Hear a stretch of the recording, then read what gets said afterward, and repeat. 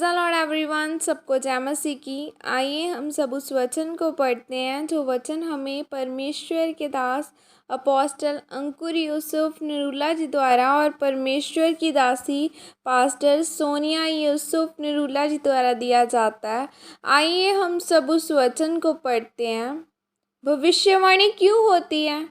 जैसे कि पवित्र बाइबल 1 कुरिन्थियों 14 की 3 आयत में लिखा है, परंतु जो भविष्यवाणी करता है वह मनुष्य से उन्नति और उपदेश और शांति की बातें कहता है। आमीन। मेरे प्रियो, बाइबल में लिखा है कि भविष्यवाणी किसी के मनोरंजन के लिए नहीं है और न ही किसी को प्रभावित करने के लिए है। भविष्यवाणी इस बात का सबूत है कि प्रभु यीशु मसीह एकमात्र जीवित परमेश्वर हैं जो आने वाले समय को जानता है और आप सबको अपने पापों से तौबा करने की ज़रूरत है।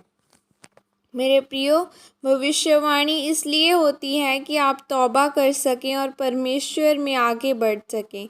बाइबल में 1 कुरिन्थियों 14 की 3 आयत में लिखा है कि भविष्यवाणी आपको शांति, उपदेश और उन्नति की बातें बोलती हैं।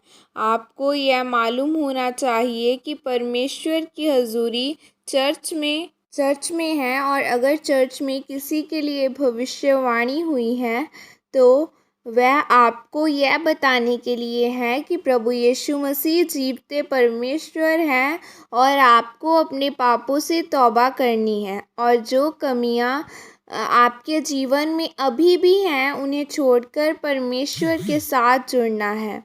अगर हम बाइबल में योना नबी के बारे में पढ़ें तो लिखा है कि परमेश्वर ने योना से कहा कि जाकर नीनवे के लोगों को यह भविष्यवाणी कर कि उनकी बुराई मेरी दृष्टि में बहुत बढ़ गई है।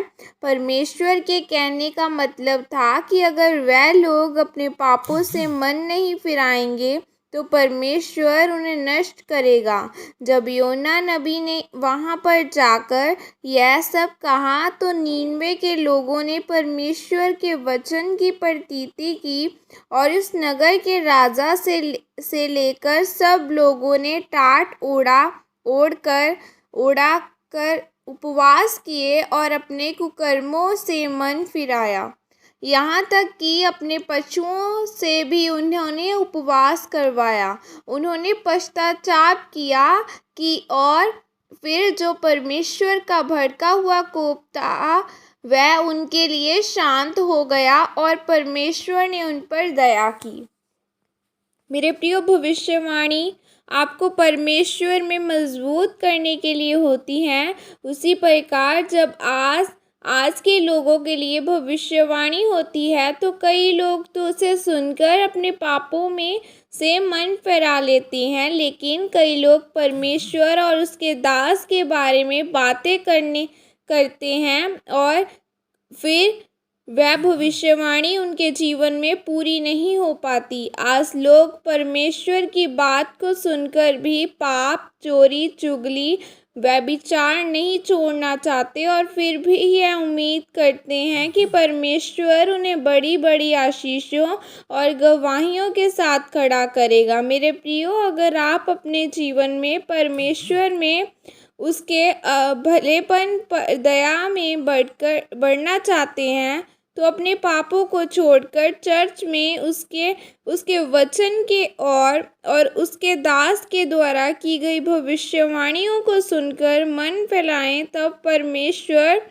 आपके जीवन में भी बड़े कामों को करेगा और आपको ऊंचा और आशीषित करेगा। आमीन। यह अंगीकार आपके द्वारा किया जाए। सर्वशक्तिमान परमेश्वर, मैं इस वचन के लिए पिता आपका धन्यवाद करती हूँ और पिता, मैं अंगीकार करती हूँ कि मैं हर एक पाप को छोड़कर तौबा में जाऊँगी और आपके वचनों की प्रतीति करूँगी और आप ही के नाम को ऊंचा करूँगी।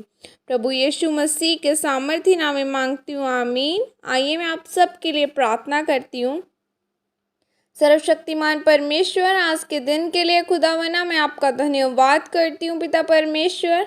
आपके वचन में लिखा है यीशु मसीह के कोड़े खाने से तुम चंगे हो चुके हो। है मेरे जिंदा परमेश्वर, आपके कोड़े खाने से ये लोग चंगे हो चुके हैं। इन सबको पिता परमेश्वर आपके पवित्र और सामर्थ्य लहू में कवर करती हूँ खुदावंद। आपकी सामर्थ्य इन लोगों की ज़िंदगियों में जाए। शैतान की योजनाएं इन लोगों की ज़िंदगियों में से, इनकी लाइफ में से ख़त्म की जाए। The best is coming next. इनका बेस्ट परमेश्वर अब से स्टार्ट हो खुदावंद। तेरी सामर्थ्य इन लोगों की ज़िंदगियों में जाए। इन्हें ब्लेस कर, इनके घरानों को, इनके साथ जुड़े हर एक जन को ब्लेस कर परमेश्वर। इनकी ज़िंदगियों में हर एक ब्लेस्ड पर्सन ऐड कर, और हर एक बुरा पर्सन जो परमेश्वर तेरी ओर से नहीं है हमारी ज़िंदगियों से जाता रहे। प्रभु यीशु मसीह के सामर्थ्य नाम में मांगती हूँ, आमीन। सबको जय मसीह की। God bless you all.